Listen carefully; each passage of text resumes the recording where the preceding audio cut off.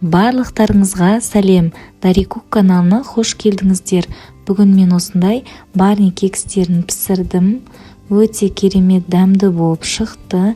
Ішінде осындай шоколадты начинкасымен бірге. Өте оңай, қарапайым рецепт. Көп нәрсені талап етпейді, бірақ өте дәмді болып шығады. Міндетті түрде менімен бірге дайындаңыздар.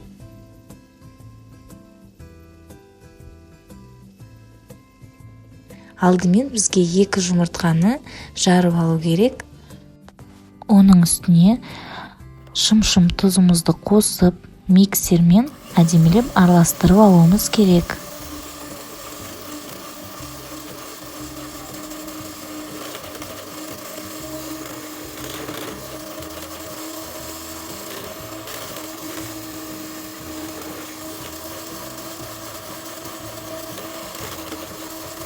Араластырып жатқанымызда біз қантты қосып, ары қарай араластыра беруіміз керек.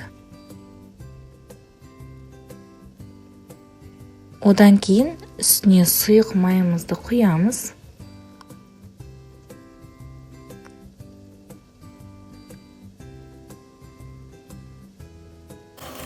Араластырамыз.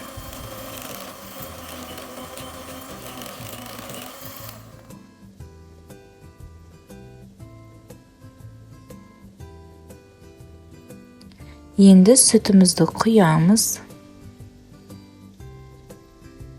Тағы да аздап араластырып аламыз. Міне бізде осындай сұйық масса шықты. Енді осыған 53-тен ұн мен разрыхлительді өткізіп қосамыз.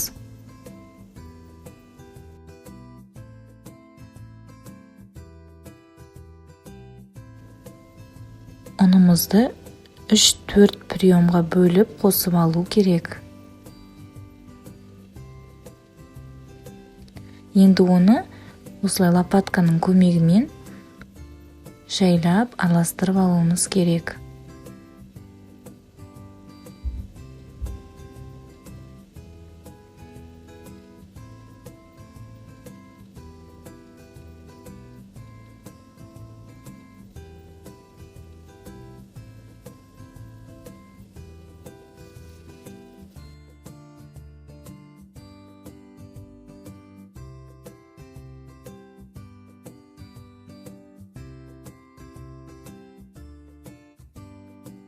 Араластырып болған соң, осылай бөлек кесеге аздап қамырдан құйып аламын. Ол бізге пока керек болмайды. Қалған қамырымызға біздің соңғы ұнымызды қосып, венчиктің көмегімен әдемілеп араластырып аламын. Міне осындай консистенцияда қамыр шығу керек. Венчикті осылай көтерген кезде осылай құйылады. Енді алып қалған қамырымызға осылай 2 қасық какаоны қосамыз. Оны да әдемілеп араластырамыз.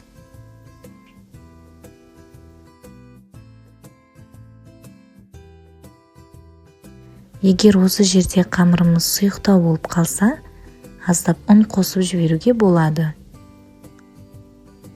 Және керісінше қоюланып қалса, кішкене сүт қосып жіберуге де болады. Міне бізде осында 2 түрлі қамыр шығады. Енді осы 2 қамырымызды осындай целлофанды қапқа салып аламын. Болмаса кондитерлік қапқа да салуға болады.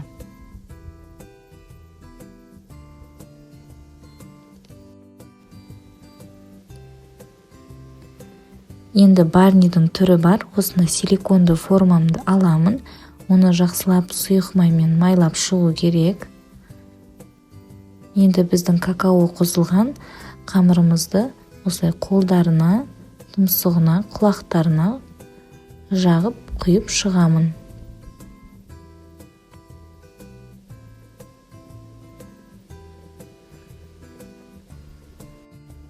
Оның үстіне біздің ақ қамырымызды осылай жартылай құйып аламын. Менде осындай Қазақстан шоколады бар. Соны бөлшектерге бөліп, біздің барниіміздің ортасына осылай орналастырып шығамын.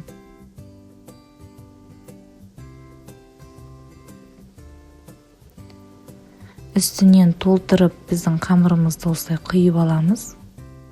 Енді 180 градусқа қызып тұрған пешке беті әдемі болып қызарып піскенше салып аламыз. Міне біздің барниларымыз пісіп шықты. Осылай күшті көтерілді. Енді оны абайлап, осылай жайлап силиконнан алуымыз керек. Керемет көтерілді, жұп-жұмсақ болып шықты.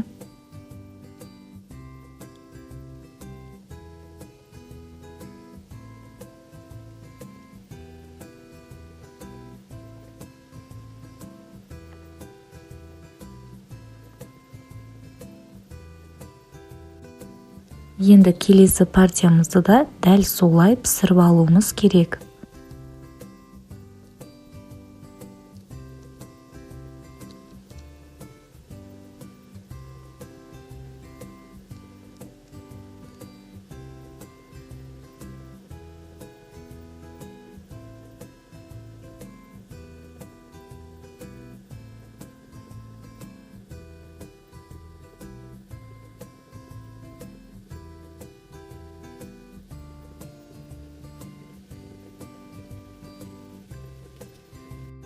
Құйып болған соң, осылай мен силиконды аздап сілкілеп аламын.